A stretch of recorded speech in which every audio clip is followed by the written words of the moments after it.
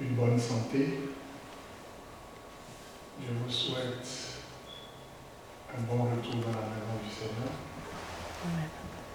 Que cette grâce que Dieu vous a accordée d'être ici, qu'il permette que vous ne retourniez pas chez vous les mêmes, sinon tel que vous êtes arrivés ici. Et tout à l'heure, nous pouvons voir la présence extraordinaire de notre Seigneur au milieu de nous. Dieu promène toujours ses regards et il cherche toujours son Église. Et lorsqu'il voit que 2 ou 3 ou plusieurs sont réunis en son nom dans un lieu, il manifeste sa présence. Peu importe les problèmes que nous avons à divers niveaux. Tout à l'heure, la chanson dit Dieu est grand. Il est plus grand que toutes les situations que nous avons chacun à notre niveau. C'est sûr qu'il y a des choses qui nous arrivent et que nous ne sommes pas capables d'en parler aux gens à côté de nous. Mais Dieu, nous pouvons lui en parler lorsque nous venons en sa présence. Nous pouvons transformer nos situations en requêtes de prière. Nous pouvons transformer nos problèmes en requêtes de prière. Les problèmes de nos voisins, les problèmes de notre nation, les problèmes des autorités à divers niveaux, que ce soit les premiers ministres, les gouverneurs, les députés, les maires, et les présidents de compagnie, tout ce que nous voulons, tous les problèmes que nous prenons connaissance, nous pouvons les transformer en sujet de prière. Et c'est pour cela que Jésus a renversé les tables. Lorsqu'il est rentré dans le temple, il a vu qu'il faisait du commerce dans le temple, il a renversé les tables et personne n'a pu lui dire ce que tu as fait n'est pas bon parce que ce qu'il faisait était bon. Il a dit ma maison sera appelée maison de prière. Gloire à Dieu. Gloire à Dieu. Gloire à Dieu. Gloire à Dieu. Amen. Le Seigneur est vivant. Et il est grand, comme je l'ai dit, plus que nos situations, plus que nos problèmes. Et je vais ramener au souvenir de chacun de nous aujourd'hui que lorsque nous étions ici à la veillée du 31 décembre 2019 au 1er janvier 2020, nous avons prié, nous avons loué Dieu, nous avons fait toutes sortes d'actions de grâce. Et puis Dieu s'est révélé ce jour-là et il a parlé à travers ses serviteurs. Et je me rappelle bien, Jean-Yves avait eu une révélation, il avait vu des poules et des poussins. Ensuite, il était en train de regarder, il posait la question de savoir mais qu'est-ce que ça veut dire. Après, il voit des aiglons et des aigles. Gloire à Dieu. La vie, qu'est-ce que cela signifie? C'est comme une prophétie. Dieu est en train de parler à chacun de nous pour les années à venir. C'est-à-dire, à partir de 2020 jusqu'à un certain moment, Dieu veut faire de grandes choses au milieu de nous. Et c'est pour cela qu'il dit que nous ne sommes plus des personnes qui doivent rester en bas. Nous devons être en hauteur, nous devons être en haut. En fait, la vie de l'aigle et la vie des poussins ou des poules commence toujours sur la terre. Mais lorsqu'il arrive le moment, l'aiglon commence à changer de caractère à côté des poussins ou des poules. Et on se rend compte que son bec est différent de celui des poussins, celui des poules, et on constate que ses ailes aussi se déploient d'une façon où elle est plus large que celui des autres. Et à un moment donné, à l'arrivée d'une tempête ou d'une situation difficile, lui, il commence à aller en hauteur et s'épargne de toutes sortes de problèmes. Gloire à Dieu. Lorsque vous voyez l'aigle, il est capable, disons que c'est l'une des rapaces qui va plus en hauteur que tous les autres oiseaux ou rapaces. Et de chaque grande hauteur, il peut voir une minuscule de brindille sur la terre. Parce que ses yeux sont comme des loups et il rapproche les images comme on le voit dans les appareils photonumériques, les caméras, tout ce que vous voulez. C'est ce que Dieu veut faire de nous. Il veut nous transformer. Il ne veut plus qu'on reste vraiment en bas, il veut qu'on soit à la tête. Gloire à Dieu. Gloire à Dieu. Amen. Gloire à Dieu. Amen. Que Dieu bénisse cette révélation. Toute révélation peut être une prophétie. Je vais prier avant d'entrer dans le vif de mon message. Seigneur éternel, Dieu Tout-Puissant, nous voici encore une fois en ta présence. La Bible dit que tu envoyas ta parole et ils furent guéris. Tu connais les maladies. Tu connais les problèmes des uns et des autres. Tu connais les situations. Nous ne les connaissons pas. Nous demandons ta visitation. Seigneur, rencontre chacun dans son sujet, dans sa situation et dans son problème et donne-leur des solutions pour la gloire de ton nom. Et lorsque nous passerons ce message, Seigneur, nous demandons, Seigneur, que tu l'accompagnes avec des délivrances, que tu l'accompagnes, cette parole, avec des promotions, que tu accompagnes cela avec des faveurs dans leur milieu de travail et que tu donnes une nouvelle direction divine à certains parmi eux et que cela soit pour la gloire de ton nom.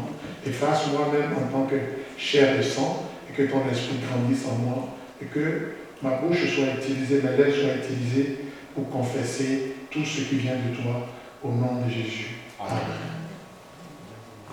Bien-aimés dans le Seigneur, nous allons parler d'un sujet aujourd'hui. Ôter, qui ôtera la pierre pour nous? Qui ôtera la pierre pour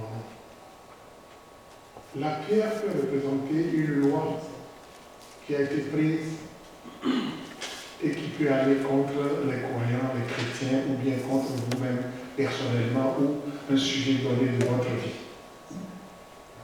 Mais il n'y a rien qui limite Dieu. Cette pierre peut être une personne. Cette pierre peut être un dossier tendu quelque part. Ça peut être une autorité qui est assise sur ton dossier et ne veut pas relâcher l'avis favorable. Cette pierre peut être toutes sortes de situations. Gloire à Dieu. Gloire à Dieu. Nous allons rentrer dans les Écritures. 1 Timothée, chapitre 1. 1 Timothée, chapitre 1, verset 18. 1 Timothée, chapitre 1.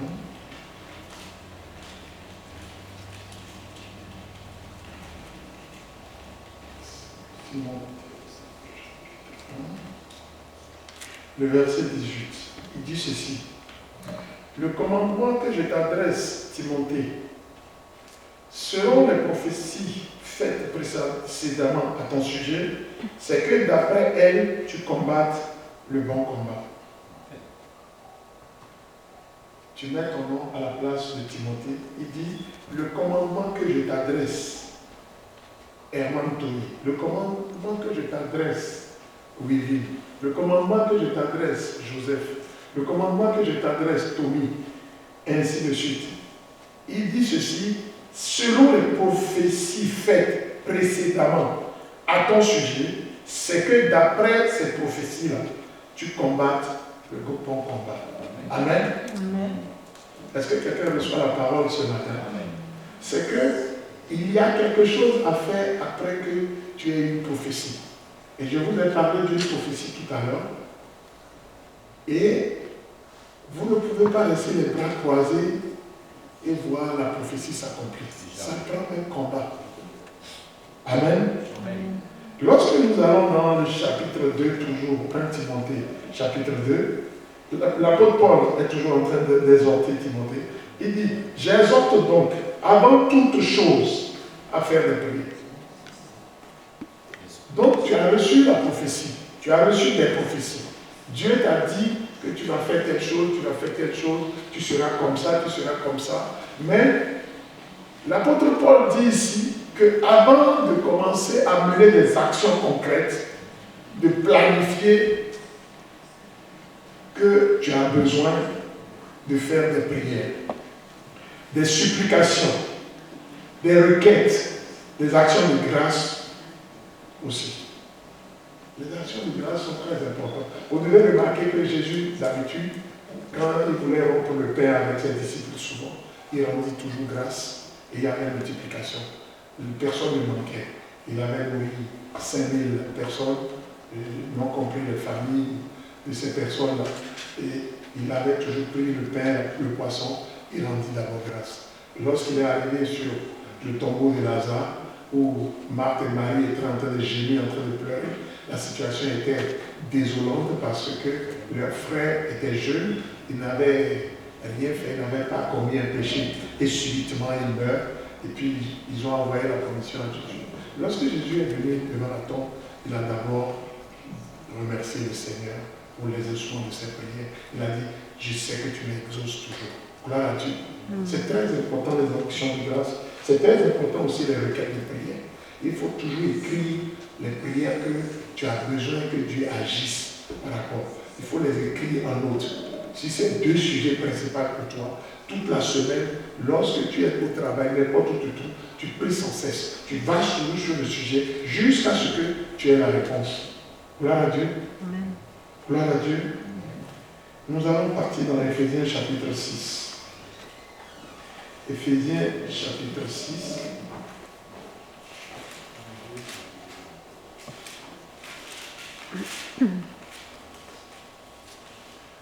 Nous allons lire à partir du verset 10. Éphésiens chapitre 6, verset 10. Au reste, fortifiez-vous dans le Seigneur et par sa force toute puissante. Verset 11. Revêtez-vous de toutes les armes de Dieu afin de pouvoir tenir ferme contre les ruses du diable. Parce que lorsque Dieu a un plan pour vous, Dieu vous a donné une prophétie ou une vision ou un rêve, pour que cela s'accomplisse, il y aura les ruses du diable. Alors, la Bible recommande, ici par l'apôtre Paul, à l'église d'Éphèse, qu'il faut forcément qu'il se revête des armes spirituelles. Parmi ces armes spirituelles, il y a la prière, il y a le jeûne, il y a la louange, il y a l'adoration. Vous savez bien que Dieu descend au milieu des louanges de son peuple. Qu'est-ce que vous avez remarqué tout à l'heure? On a adoré Dieu, on a loué Dieu, et sa présence était au milieu de nous. Il vient et il agit puissamment. La parole de Dieu, tout ça, c'est des armes spirituelles. Le sang de Jésus, c'est des armes spirituelles. Beaucoup d'armes. L'hospitalité. Aller chez les frères pour le voir que quelqu'un est malade, ou bien quand quelqu'un te visite, tu lui donnes un petit bout de quelque chose à goûter. Tout ça là, ça rentre dans les armes spirituelles. Vous vous rappelez, Abraham, 3 personnes l'ont visité. Qu'est-ce qu'il a fait? Il a donné de l'eau pour qu'il lave les pieds d'abord, pour que les pieds soient propres, parce qu'il ne voyait pas sa vie. C'était l'hospitalité. Et après, il a dit, est-ce que je peux préparer du pain, quelque chose pour vous, avant que vous continuiez votre chemin? Et puis, il l'a fait avec Sarah. C'est ce jour-là, Sarah était à la cuisine en train de faire le pain, et la Bible dit que la prophétie est sortie comme quoi l'année suivante, à la même heure, elle va concevoir. Elle avait un monopole. Elle avait déjà 90 ans. Gloire à Dieu. Abraham avait déjà 100 ans. Pourtant, il n'y a rien qui soit impossible à Dieu. Il est plus grand que tous les problèmes. Il n'avait pas d'héritier. Qu'est-ce que nous allons faire? Qui sera l'héritier? Est-ce l'autre le neveu? Non. Dieu a son plan. Et au temps marqué, il agit toujours. Gloire à Dieu. Remettons-nous des armes spirituelles. Ce jour-là, il n'a pas prié. Il avait besoin seulement de donner de l'eau pour laver les pieds. C'est un ministère aussi. Ça fait partie des armes spirituelles. Jésus a lavé les pieds à ses disciples.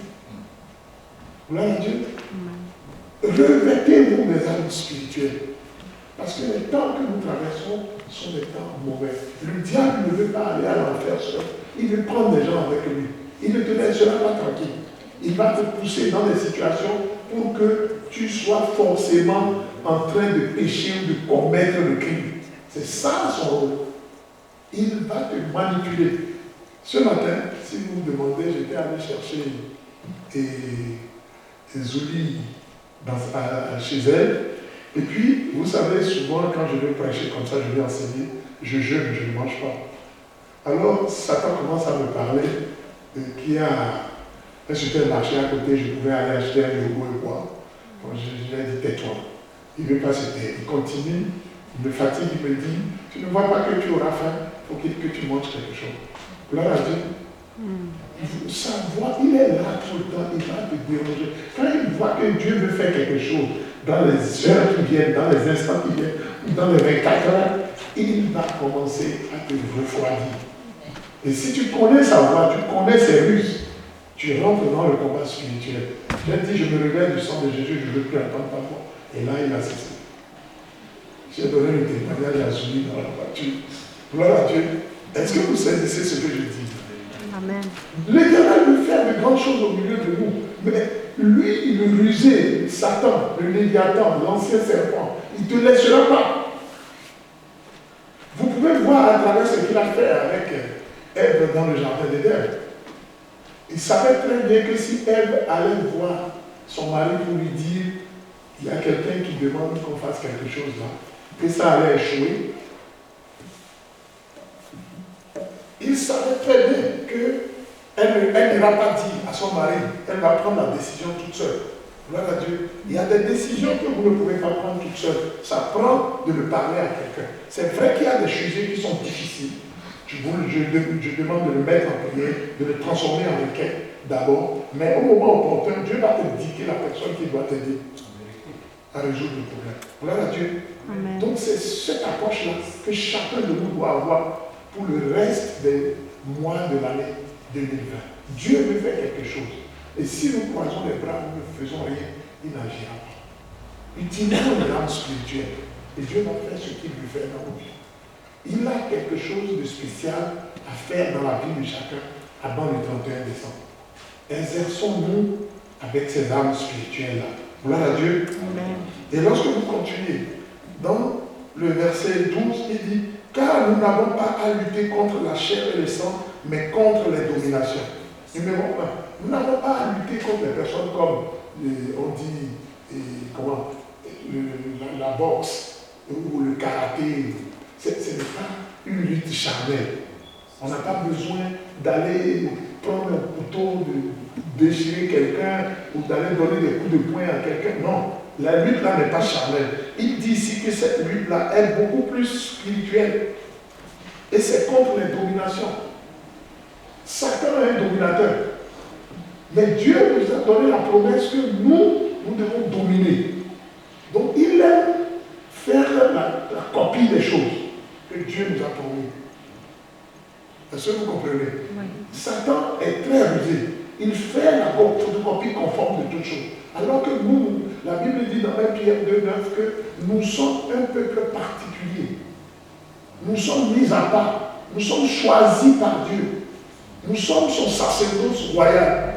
Alors lui, il n'est qu'un imitateur. Il veut toujours imiter les choses pour tromper les êtres humains. Gloire à Dieu. Mais vous ne tomberez pas sous sa ruse par la grâce de Dieu au nom de Jésus. Alors il dit, nous devons lutter contre les dominations, contre les autorités. Les autorités qui viennent au pouvoir. Si je ne sais pas, un Maïkali vient au pouvoir, ou bien ceux qui sont dans la Rose-Croix viennent au pouvoir, tu penses qu'ils vont prendre des lois qui sont bibliques? Non. Ils ne vont pas prendre des lois bibliques. C'est des pierres à côté de notre chemin pour notre victoire commune. Celle de l'Église de Jésus-Christ, celle de l'Assemblée de Christ, notre Seigneur. Amen. Amen. Contre les princes de ce monde des ténèbres. Il y en a qui sont dans la magie, il y en a qui sont dans les activités mystérieuses, mystiques, et ils les exercent chaque jour. Il y en a, leur vie, c'est ça qui leur donne à manger. Ils ne veulent pas travailler, ils ne font que ça. Quand on vient lui donner le nom de quelqu'un là, il va tourmenter la vie de la personne avec les esprits qui sont avec lui. Nous avons à lutter contre ce monde de ténèbres, contre les esprits. Oh, excusez-moi, je n'ai pas éteint mon téléphone. C'est un appel de Dieu. Je vais l'éteindre, excusez-moi. Je vais l'éteindre. C'est un appel de Dieu, Armand. Ouais, c'est quelqu'un a besoin de délivrance. Wi-Fi, c'est le... On va l'éteindre. La personne, il continue de m'appeler, vous imaginez.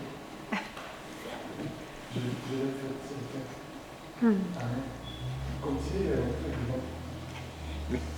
Tout ça, c'est la ruse de l'ennemi. Oui, c'est ça. C'est bon. Amen. Gloire à Dieu. Amen. Tout ça, c'est la ruse de l'ennemi. J'ai oublié d'éteindre le téléphone. Mais nous ne sommes pas distraits au nom de Jésus-Christ de Nazareth. Amen. Le message va aller jusqu'à la fin. Amen. Et faire son travail comme il est pris. C'est pourquoi prenez toutes les armes de Dieu afin de pouvoir résister dans le mauvais jour et tenir ferme après avoir tout surmonté. Les chrétiens, nous devons avoir la fermeté. D'où vient la fermeté? Le oui quand il faut dire oui, le non quand il faut dire non.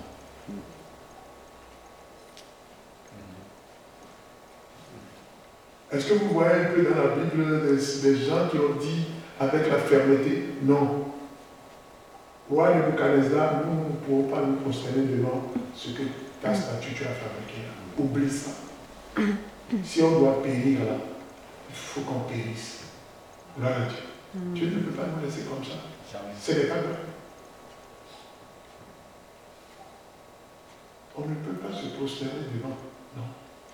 Il n'est pas donné à nous autres de nous prosterner devant. Nous fléchissons les genoux devant le Seigneur Jésus-Christ avec très Dieu. Amen. Jésus le Sauveur. Il n'y a pas de nom qui a été donné dans le ciel, sur la terre, dans les royaumes plus bas que la terre, qui soit plus grand que ce nom. Ce nom-là, tout genou doit fléchir. Amen. Nous ne fléchirons pas les deux. Gloire à Dieu. Gloire à Dieu. Dans 2 Corinthiens, toujours pour illustrer, dans 2 Corinthiens chapitre 10, ça nous dit la même chose, à peu près. 2 Corinthiens chapitre 10.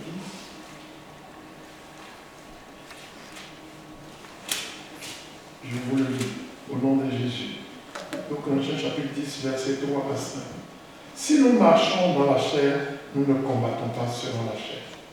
Car les armes avec lesquelles nous combattons ne sont pas charnelles, mais elles sont puissantes par la vertu de Dieu pour renverser les forteresses. Donc quand nous prions, quand nous ne relâchons pas et nous sommes fermes dans notre oui et notre non, la Bible dit nous renversons toutes choses. Tout pouvoir qui vient de l'ennemi, nous avons la capacité à travers les armes spirituelles de les renverser. Gloire à Dieu. Amen. Gloire à Dieu. Amen. Et je remercie Dieu. Nous sommes une église. Pourtant, la pandémie est arrivée et personne n'a été affecté parmi nous. Je connais des églises où les gens ont été affectés. Il y en a qui sont morts. Ou quand on a demandé de recommencer l'église dans certaines nations, les gens ont vu des photos de ceux qui sont morts de la pandémie virus et Covid-19. Ils ont mis des photos sur les chaises. J'ai des images. C'est dans mon téléphone. Si vous voulez, je vais vous en envoyer. Nous sommes une église vivante Amen. de Dieu. Ce n'est pas le nombre qui compte. C'est le peu là qui est là. C'est la façon dont il affectionne son cœur aux choses de Dieu. La façon dont il s'applique avec son cœur aux choses de Dieu. C'est ça qui est important. Gloire à Dieu. Je vais aller dans Romains chapitre 12. C'est le verset que vous connaissez. Les chapitres que vous connaissez. Romains chapitre 12. Verset 1 à 3. L'apôtre Paul exhortait les Romains. Il dit, je vous exhorte donc, frères et sœurs, par la compassion de Dieu, à offrir vos corps comme un sacrifice vivant, saint, agréable à Dieu, ce qui sera de votre part un culte raisonnable. Herman, c'est quoi le verset? Et Romains chapitre 12, verset 1 à 3. Ok, merci. Romains chapitre 12, verset 1 à 3. Il dit, ne vous conformez pas au siècle présent, mais soyez transformés par le renouvellement de l'intelligence afin que vous discerniez quelle est la volonté de Dieu, ce qui est bon, agréable et parfait. Nous sommes un peuple qui avons la capacité, à travers le Saint-Esprit, de discerner les choses. Nous ne pouvons pas mélanger les choses comme les autres le font dans le monde. Mais il nous demande ici de ne pas nous conformer au siècle présent.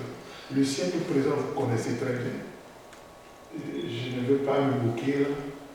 C'est les langues, je ne sais pas. On va aller acheter des ongles, on vient greffer sur les autres ongles, et puis on fait. Ça, c'est le siècle présent. Les ongles artificiels. On n'a pas besoin de ça. Nous sommes des chrétiens. On ne peut pas se conformer aux autres. Nous sommes différents. C'est les autres qui vont venir vers nous et nous allons les aider. Parce qu'ils ont besoin de l'aide, ils ne savent pas. Regardez aujourd'hui l'industrie du sexe. Dès que tu ouvres ton téléphone, ça envoie des trucs, la flash sur ton téléphone pour dire que et rencontre avec les femmes de ton coin. Tout le temps, ton téléphone est embêté par des choses. Votre cellulaire est embêté par plein de choses. C'est des choses du siècle présent. Nous ne pouvons pas nous conformer à ça. Gloire à Dieu. Amen. Dieu doit nous guérir de ces choses. C'est sa volonté parfaite que nous ne nous conformons pas. Si nous-mêmes nous laissons un peu une trace, ça va partir. C'est pour ça que quand vous êtes femme ou vous êtes jeune fille, sachez qui choisit comme compagnon. Ne prenez pas n'importe quelle personne comme compagnon parce qu'ils vont vous introduire dans des choses dangereuses et vous allez entrer dans la perdition. Mais que Dieu le permette à cela, tous ceux qui sont de l'Église ou de l'Assemblée de Saint-Malachie sont préservés au nom de Jésus. Amen. Gloire à Dieu. Il dit, dans le verset 3, par la grâce qui m'a été donnée, je dis à chacun de vous de n'avoir pas de lui-même de trop haute opinion, mais de revêtir des sentiments modestes selon la mesure de foi que Dieu a départie en chacun. Amen. Donc, il faut tout faire avec modestie. Vivre simplement, ne pas aller au-delà de ses moyens. Donc c'est de ça que l'apôtre Paul est en train de dire ici. La haute opinion, l'orgueil, tout ça. Non. Soyez des humbles, soyez des serviteurs. Lorsque vous êtes humbles, lorsque vous êtes docile, la Bible dit, vous mangerez les meilleures productions du pays. Amen.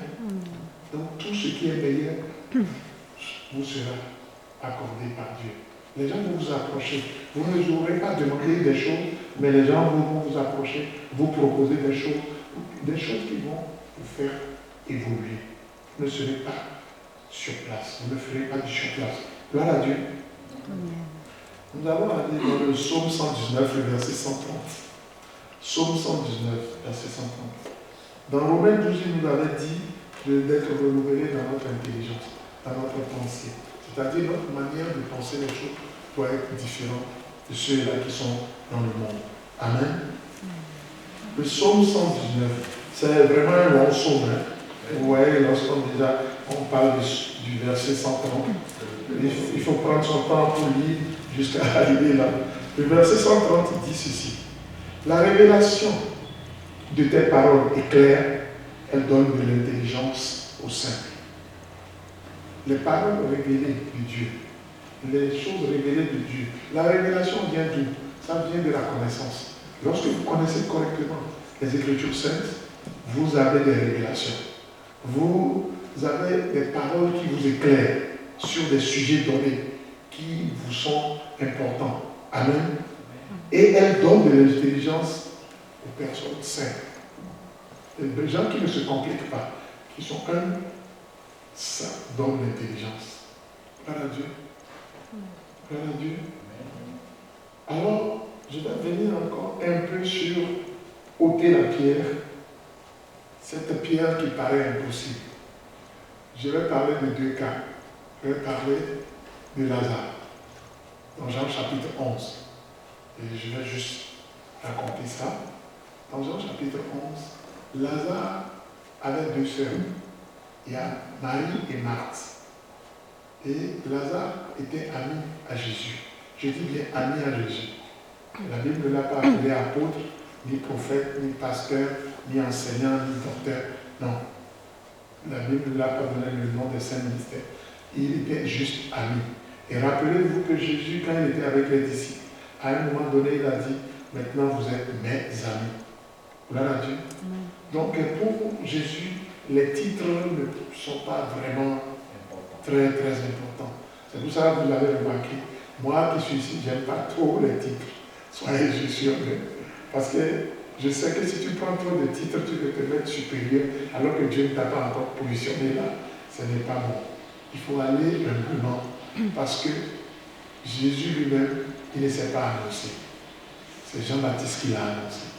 C'est Jean-Baptiste qui a vu la colombe en train de descendre sur lui. Gloire à Dieu.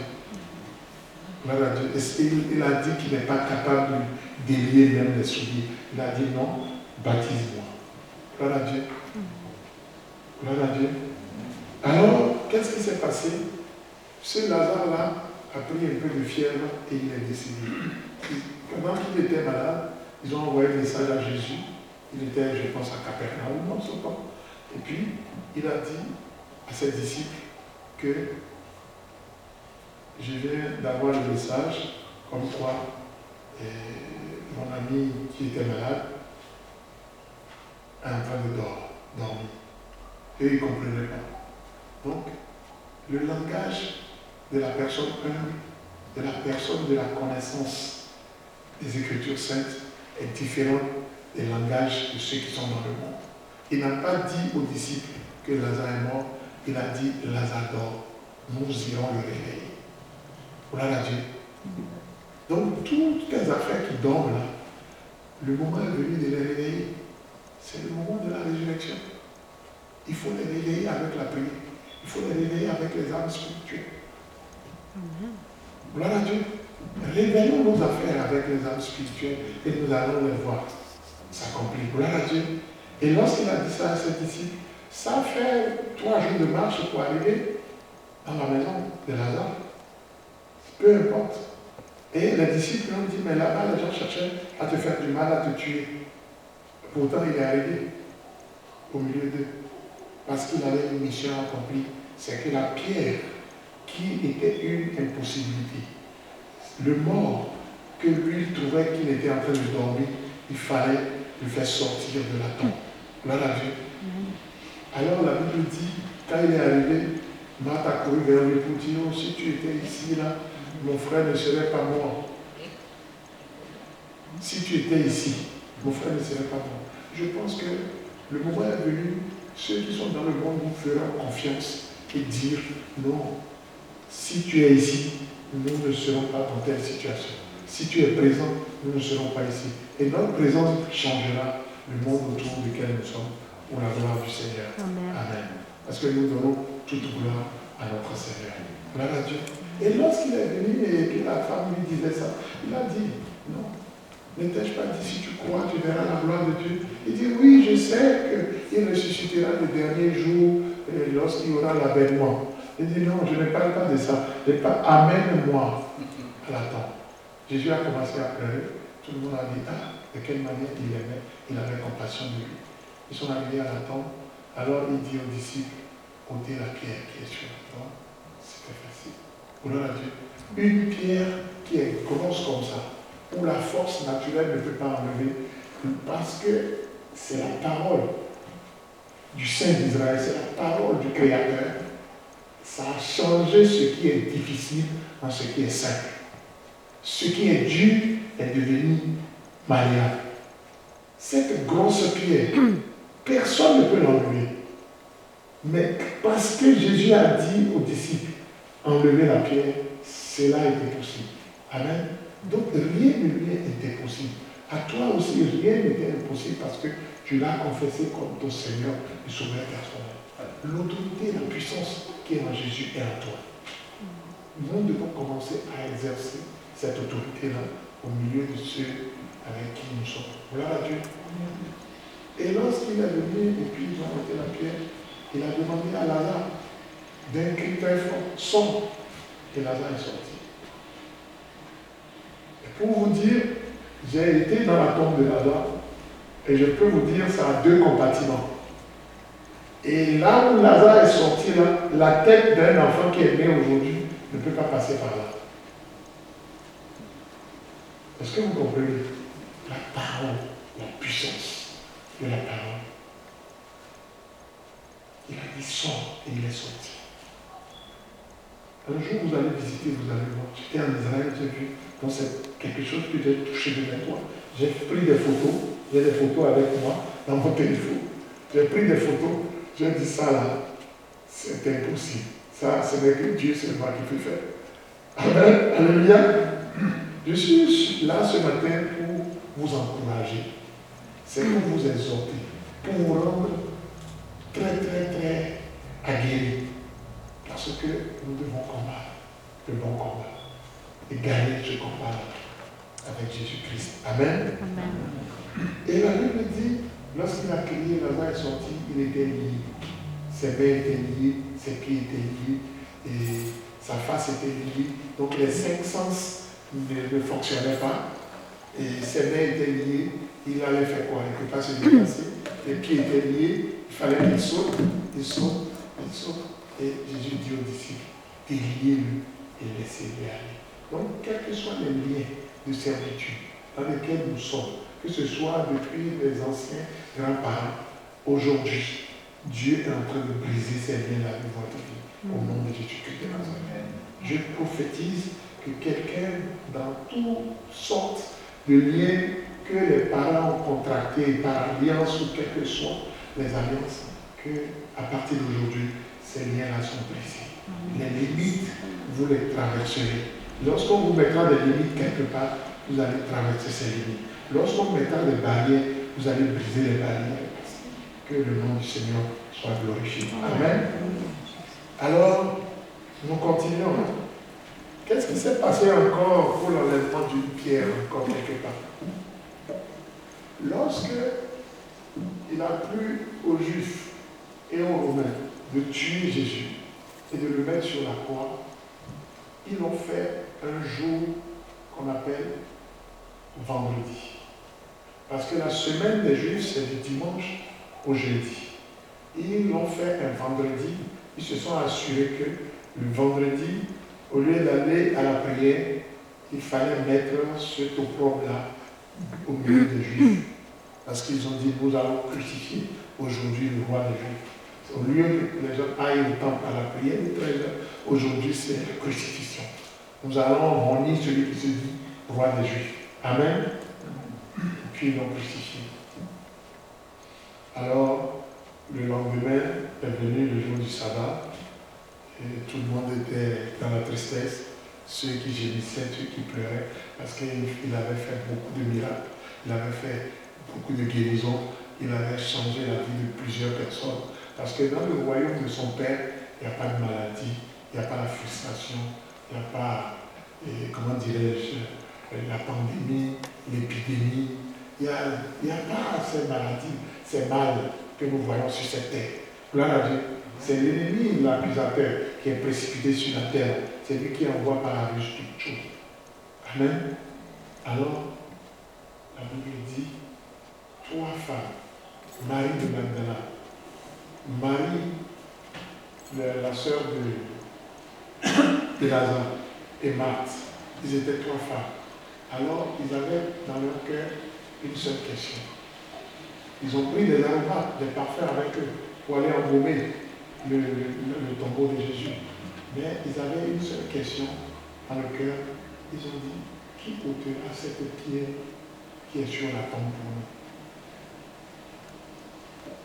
Qui est-ce qui nous ôtera cette pierre? Parce qu'elles sont des femmes, elles sont considérées comme plus faibles, et si bien qu'elles sont 3 personnes, elles ne seront pas capables d'enlever la pierre pour mettre le baume et le parfum pour que le corps ne sente pas.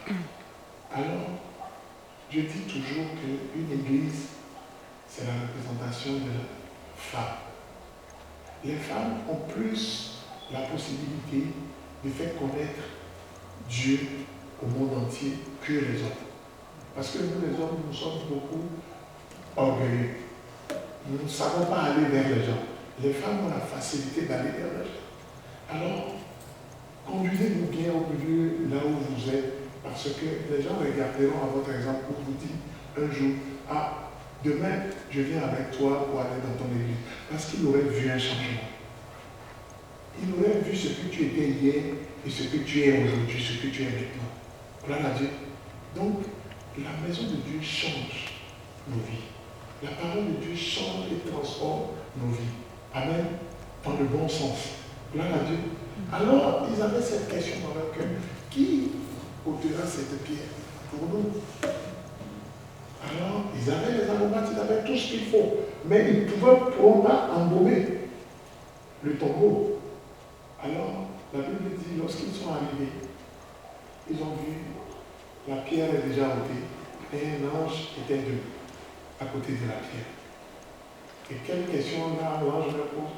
Pourquoi cherchez-vous parmi les morts celui qui est vivant? Gloire à Dieu. Notre Dieu, notre Seigneur, il est vivant pour toujours. Et il est ressuscité pour toujours. Et il est assis sur le trône. Là où il n'y a pas de variation. Tous les chefs d'État, les présidents viennent et partent. Mais lui, il est assis sur le trône. Et il dit, là où je suis, je prie pour vous, j'intercède pour vous, afin que vous y soyez aussi. Amen. C'est ça la promesse divine. Quand ils sont arrivés, la pierre est ôtée. Et maintenant, l'ange leur a parlé, ça ne leur suffit pas. Ils sont rentrés dedans pour aller embaumer. Et alors, ils ont vu le linceul rouler là, il n'y avait personne. Alors, ils sont retournés. Il fallait aller dire qu'il n'est plus là. Et qu'est-ce qui s'est passé? C'est pour vous dire que la corruption existe dans le monde dans lequel nous sommes. Le monde peut corrompre notre position.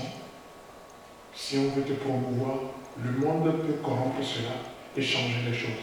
Les soldats romains qui ont tenu la tombe, la Bible dit que le roi leur a demandé de dire, sous forme de forte somme d'argent, de dire à tous les Juifs et aux Romains que c'est les disciples qui ont volé le corps.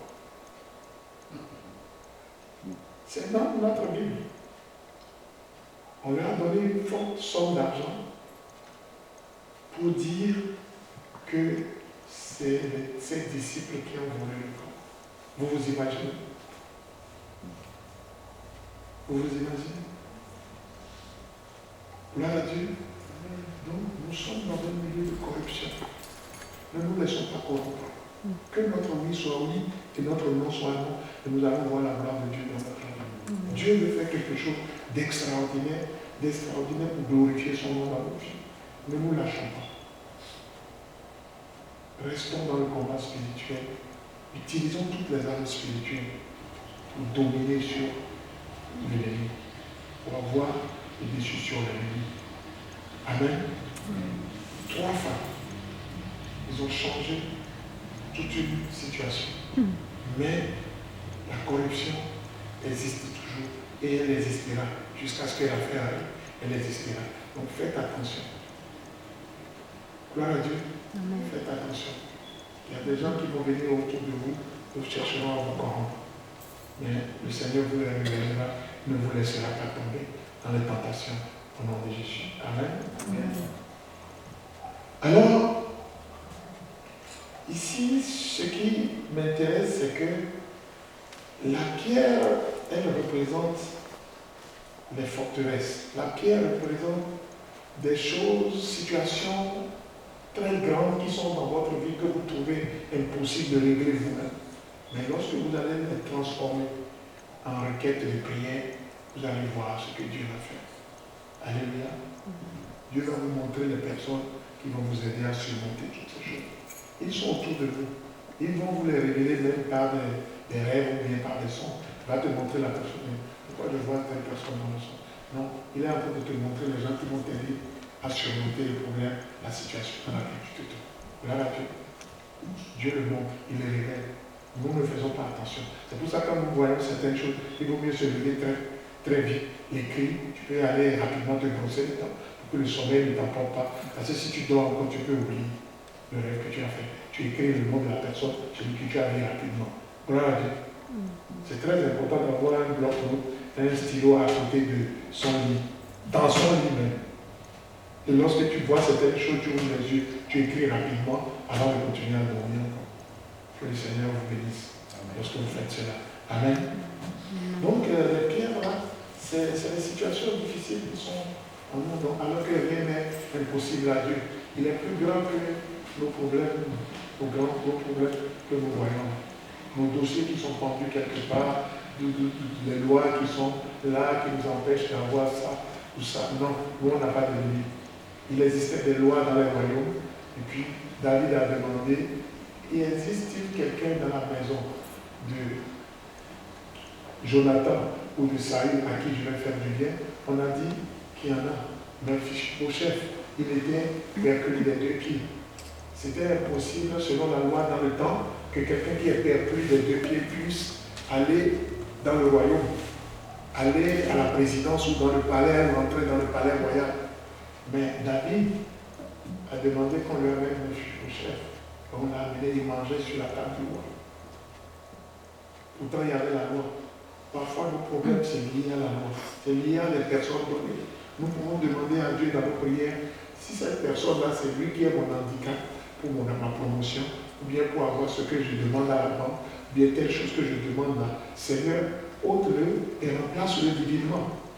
Ta parole-là va le changer de là. Seulement, tu n'as pas besoin d'aller publier aux gens parce qu'ils te dérangent. La personne qui doit venir va régler ton problème. Parfois, c'est des juges, parfois, c'est des avocats, parfois, c'est différentes sortes de personnes. Vous comprenez ce que je veux dire?